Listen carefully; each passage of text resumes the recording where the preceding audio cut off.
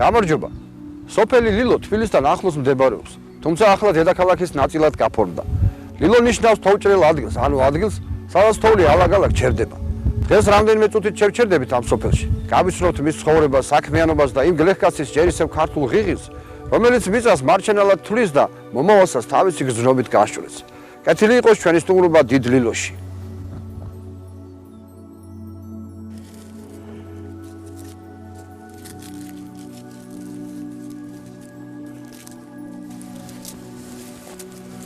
გამარჯობა papa. გამარჯობა განაცხადეთ. როგორ ბრძანდებით? არა გუშა, თქვენ როგორ ბრძანდებით? არა გუშავს რა ღვთის მადლით. რა ის არის ეს ვაზი? კაცითელია ბატონო, კაცითელი. კაი ვაზია, კაი ჯიშისა. კაი ყურძენი მოდის. და ამის იმას დაწუ სვავდ კაცო, ქვეყანას ვარ და ჩვენც. ბევრი იყო ადრე აქ ვაზი. აქ ბევრი იყო ადრე. კაი განთქმული მეურნეობაც იყო ჩვენი ლილოს საბჭოთა მეურნეობა, ვარკეთილის საბჭოთა მეურნეობა, სამგორის აი ეს სამი მეურნეობა ჩვენ თბილისსა და რუსთავს ამარაგებდნენ. ყურძენი გინდა, ხილი გინდა, ბოსტნეული ყველაფრით. ადრე ხორბალში ითესებოდა, კი კაცო, იხნებოდა მთელი მინდვრები, ითესებოდა ყველაფერი. მიწები კაია, მაგრამ ვეღარ ვამუშავებთ. აღარა გვაქვს მისი შესაძლებლობა.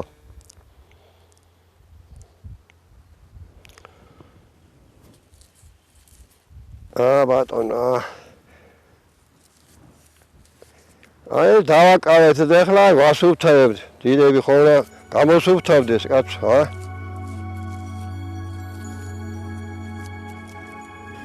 დიდი შრომაა, დიდი.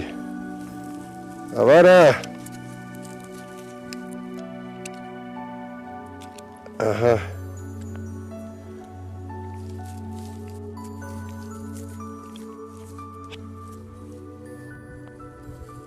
ჩამოვხდეთ. ბატონო, ჩამოვხდეთ და დავისვენოთ. ჩემო ბატონო, ზაზა. ადრე მინამ კოლმეურობა იქნებოდა. აი კერძობა იყო და აგეს ფარეხები ეხლაც ეძახიან გუჯან ფარეხებს. იყვნენ ის გუჯანი, ჩემო ბატონო, ყანდათ ცხარი, საქონელი, ცხენებით, ყველაფერი. ხო და მე და საძოვრით გადიოდა ხა მესაქონლეობას მისდევდა ხალხი ადრე. აქ საძოვრებიც იყო. კი, კაცო, საძოვრები იყო. მინამ კოლმეურობა ჩამოყალიბდებოდა. კოლმეურობაზე ადრე. ხო და მე კოლმეურობის დროსა იმ გუჯან ჩემო ბატონო ამოწოლა ცხარი, საქონელი რამე ფარეხები ჩამოართვეს და იმათ ბაზაზე გადაკეტა კოლმეურობა. იმათ ფარეხებს, იმათ ცხარდოხას დაეპატრონა კოლმეურობა და ისინი ხმარობდნენ აი გუჯან საქონელს და გუჯან ცხარსა. 1957 წელს ეს კოლმეურობა გადაკეტა მეურნეობად, საბჭოთა მეურნეობად. ნუ გაშენდა მეურნეობა, მშვენიერი მეურნეობა გაკეთდა. ლილოს მევენახეობის საბჭოთა მეურნეობა, მეხილობის საბჭოთა მეურნეობა. და 57 წლის შემდეგ უკვე 3 წელში უკვე დაყოფი იყო. აგე ვაზი, აგე ხეხილი, ხილი. და იქ სამი მეურნეობა იყო. იქით ვარკეთილის მეურნეობა, ეს ლილოს საბჭოთა მეურნეობა და სამგორის საბჭოთა მეურნეობა. იმდენი ის მოყვანდათ ყურძენით, ხილით, ბოსტნეული რომ ამარაგებდნენ თბილისსა და რუსთავს. სხვაგანაც გაქონდა, აი სხვა იმებში. იქ წალკაში, აქეთ კახეთში და სადაც აი წვენების ქარხანაში ვაბარებით, აი ზოგიერთ იმას. აი ესა ხო ხილი მიდიოდა მაღაზიებში და აი ეს მეორე ჯერადი თუ რა. აქ იყო ხო? ხო, აბა, აქაც იყო წვენების ქარხანა, რა თქმა უნდა, წვენების ქარხანაც გაკეთდა. ხო. ხილსაც ღებულობდა ეხა, მერე უშვებდნენ იმ ლიმონადს, რამე, ღვინოს, წვენების გამოდიოდა, რა ვიცი. მრავალი წელი წვენების ქარხანა იყო და ეხლა აი მის გადაკეთდა, გე. ხორბალში ითესებოდა ჩემო ბატონო. ხორბითაც გავდიოდი თოლა, ნაკვეთები რომ განაწილდა მერე ეს მეურნეობები რომ დაიშალასავით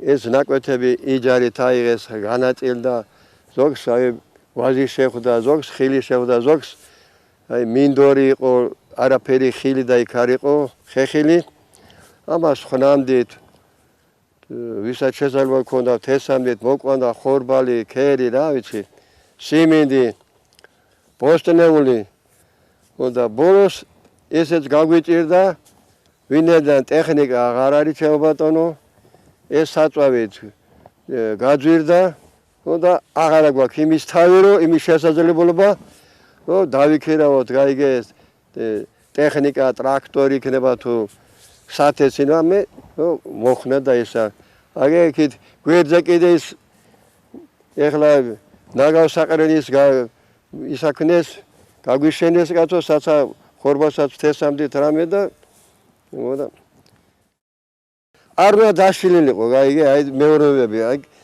ყველაფერი გაკეთდებოდა კიდევაც და აბა ეხლა აღარც ტექნიკა აღარც ის არის და იმიტომ ვეღარ ვაკეთებთ რა თქმა უნდა ვეღარც სახანავი ხნება რომ ან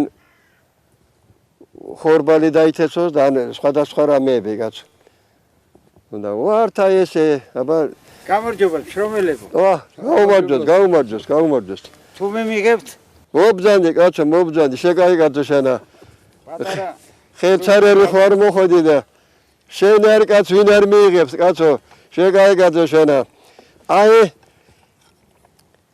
ეს შენი იმისი არა შენი ვაჟისა ვაჟისა ჩემი ო დაბა დაასხი გენაცვალე ჩემი თავი დაასხი პა აი მერთვა ბარაკა მიცეს მერთვა ბარაკა იცოცხლე მარტო სოფელში კი არა ახალგაზრდების და წინაღამ აი შუახნის ხალხით ვიღარი კაც სულ წასულია ჩემო ბატონო საზღვარგარეთ აქეთ-იქით წასული ხალხი აბა ვეღარი გადიან იოლას აი ფანტნე და მარა გაფანტულები არის ქალიგინა თუ კაცი რძალი თუ გასათხოვარი თუ დასანიში ყველა წასულ წამოსულია აქეთ-იქით დარჩა ძირითადად ხნიერი მოხდა აი ეგ არის რა აი მე მესაწავიდე ხა ეს თვალა გე სასაცვლელი ვარ მეც საიქიოში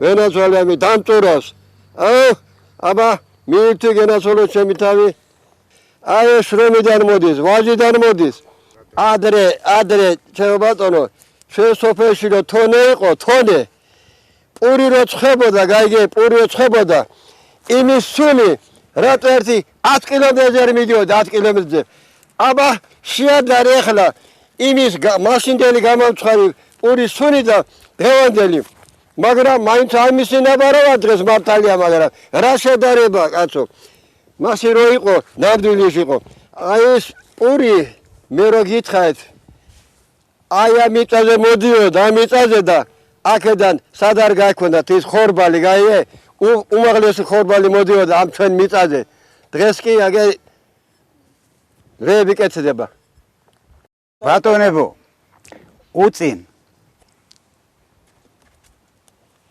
სოფელში ციხის უბანს ვეძახდით ამ ციხის უბანში დარბაზი იყო მეფე ერეკლე რომ ჩამოივლიდა გზად რომ მიდიოდა თბილისში ამ ცხეთაში სადილად იქ შედიოდნენ და აქ ამ ჩვენ მიწაწყალზე მოყვანილ ღვინოს აისვამდნენ და ისე ისტუმრებდნენ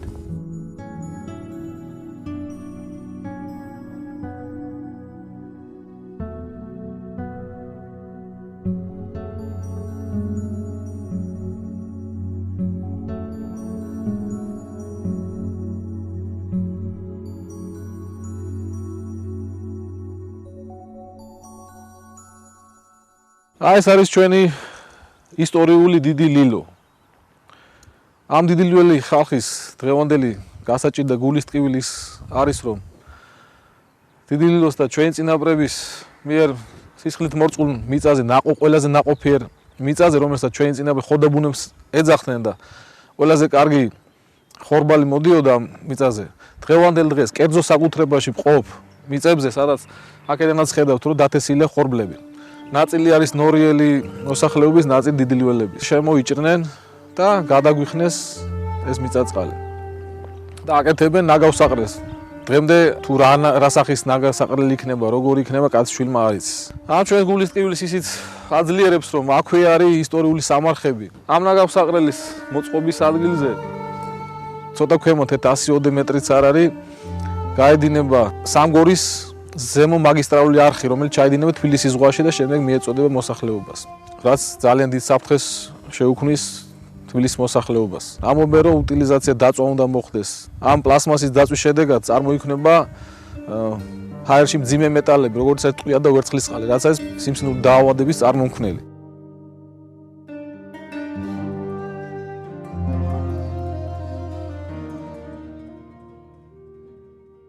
გამარჯობათ. გამარჯობათ.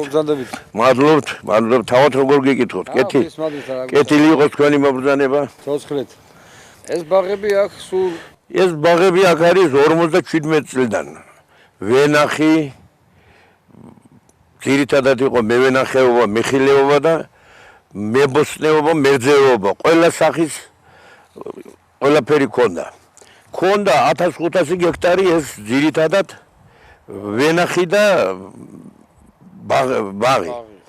და დანარჩენი 600-800 გექტარი ითესებოდა ხორბალი, მოდიოდა ამასთან ერთად ბოსტნეული, სადაც რომ კარგი მოსავალი მოგდიოდა, კარგი ხორბალი, კარგი ბოსტანი, ეს ყველაფერი რომ უმაღლესი ხარისხის იყო დღეს გადათხარეს, იძახიან რომ ნაგავსაყრელი კეთდებაო, მაგრამ კაცმა არ იცის, ნაგავსაყრელი იქნება თუ რის სამარხი იქნება, არავინ არ იცის და ვის უნდა ეგეთი იმის გვერდზე ცხოვრება და ის 1 კილომეტრში ამ სოფლიდან და აქ არის კიდე სხვა სოფლები. 3-4 სოფელია. ის ნაგავსაყრელი რო ახსენეთ, 70 გექტარი მიწაა. ის ჩვენი მამაპაპის სისხლით მორწყული მიწაა და იქ როგორ შეიძლება რომ ნაგვის სამარხი და ის გაკეთდეს.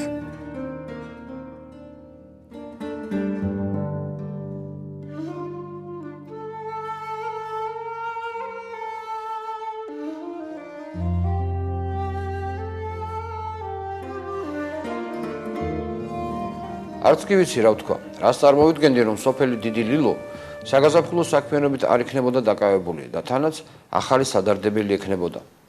ნაგავსაყრელი ყველა ქვეყანაშია, თითქმის ყველა ქალაქს აქვს, მაგრამ შეგნებული მინდორში კი არ ყრის. არამედ გადაამუშავებს ქუჩის მოსაპირკეთებელ ფილებად, ყობის სარებად, სასუქად.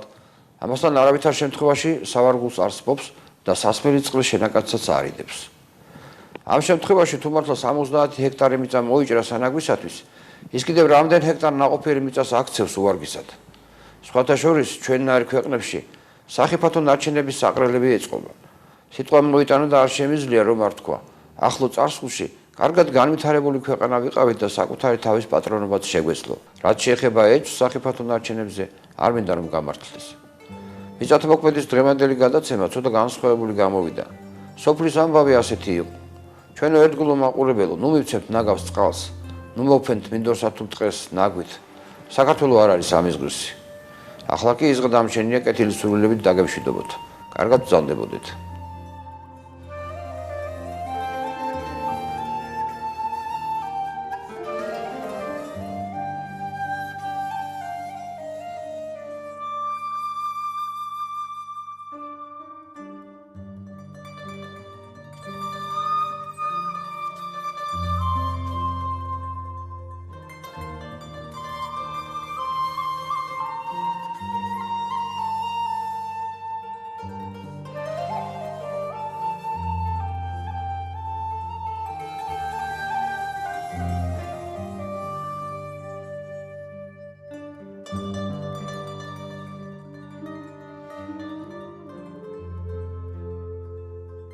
პროექტის ხელშემწყობია აგროინვესტი, სათბურები და ეკოლოგიური სოფლის მეურნეობა.